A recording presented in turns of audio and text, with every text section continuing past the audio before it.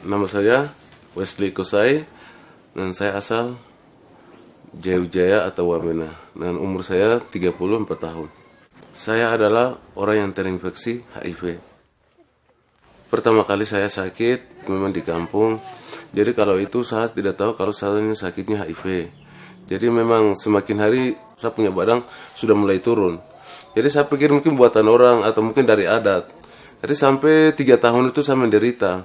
Sampai saya punya berat badan dari 75 itu saya turun sampai tinggal 30 kilo. Itu tinggal badan bungkus tulang. Saat itu saya tidak bisa keluar dan waktu itu stigma dan diskriminasi juga masih tinggi. Tahun 2003 itu akhirnya saya di Hona itu terkurung terus. Jadi tidak bisa orang yang tahu kecuali mama saya sendiri tahu. Jadi memang waktu itu sempat dibakar tapi karena ya kami sembunyi dalam rumah terus akhirnya orang yang lain tidak tahu. Sampai saya bertahan 2003-2004 itu saya ke rumah sakit. Tahu-tahu begini saya masuk di rumah sakit, mereka bilang saya sudah kena penyakit HIV dan AIDS. Akhirnya dari situ saya sudah stres, berarti saya tidak ada obat lagi buat saya. Dan pasti orang akan jauhi saya atau bagaimana nanti saya tidak tahu. Tapi ya pernah sendiri, dikurung sendiri. Jadi saya makan sendiri, piring juga sendiri, kamar juga sendiri. Waktu itu saya sangat menderita. Pasti pikiran saya pasti mati karena tidak ada obat. Dan saya tidak tahu informasi HIV, AIDS itu seperti apa, kan saya tidak tahu waktu itu. Tapi ya dokter waktu itu kasih sarankan untuk HIV ini obatnya ada seperti ini. Akhirnya saya mulai semangat dan saya ikuti dokter yang disampaikan. Itu akhirnya saya minum obat teratur, obat ARV itu teratur. Akhirnya dari berat badan saya dari 30 itu kembali dia naik lagi jadi 60 atau 75 itu. Jadi sampai saat ini saya masih minum obat dan sekarang saya masih ya bisa beraktivitas dan bisa seperti teman-teman yang biasa seperti itu.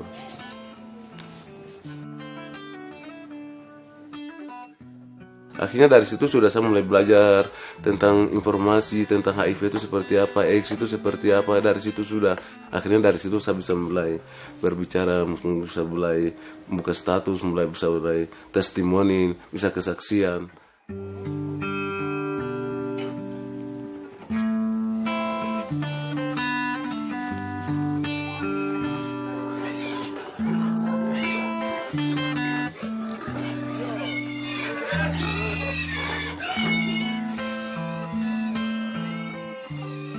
Bangun pagi jam 6 saya masak makanan babi yang pertama, terus setelah masak makanan babi saya kasih makan wam, urus semuanya di kandang selesai.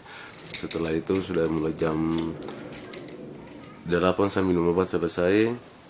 Nah, setelah saya minum obat saya sudah mulai ke rumah sakit untuk membantu teman-teman yang mau visiti dan atau yang mau kontrol. Terus setelah itu siang saya dampingi mereka teman-teman untuk ke rumah-rumah. Jadi melihat bagaimana keadaan mereka di rumah, kondisinya masih bagus atau masih kurang bagus. Dan saya juga membagi nutrisi buat teman-teman yang sakit di rumah. Karena lewat nutrisi ini mereka bisa sangat membantu untuk mereka punya tubuh. Karena mereka kalau minum obat, kalau tidak dibantu dengan nutrisi, sangat lemah dan kurang, makanya kami selalu membantu dengan nutrisi.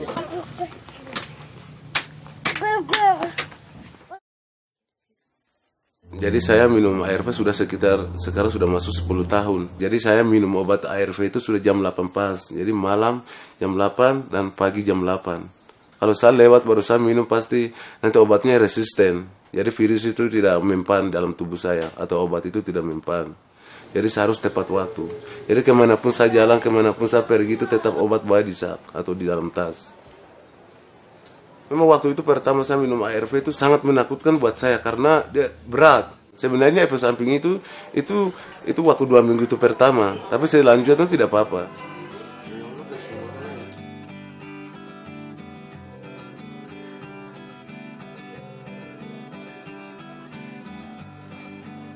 Jadi ARV ini saya minum tuh seumur hidup karena ARV-nya yang bisa bertahan untuk saya hidup. ARV ini sebenarnya kita tidak bayar sih, kita cuma ambil gratis. Di rumah sakit semua itu ambil gratis, tidak dibeli. Tapi teman-teman yang tidak mau datang ambil. Jadi mari teman-teman datang supaya ke rumah sakit bisa minum obat ARV supaya bisa sehat seperti saya seperti ini. Tapi harapan saya ingin punya anak, punya istri. Saya sebenarnya hidup seperti orang yang lain. kita bisa umur panjang seperti teman-teman atau orang-orang yang sehat seperti yang teman-teman yang di luar seperti itu.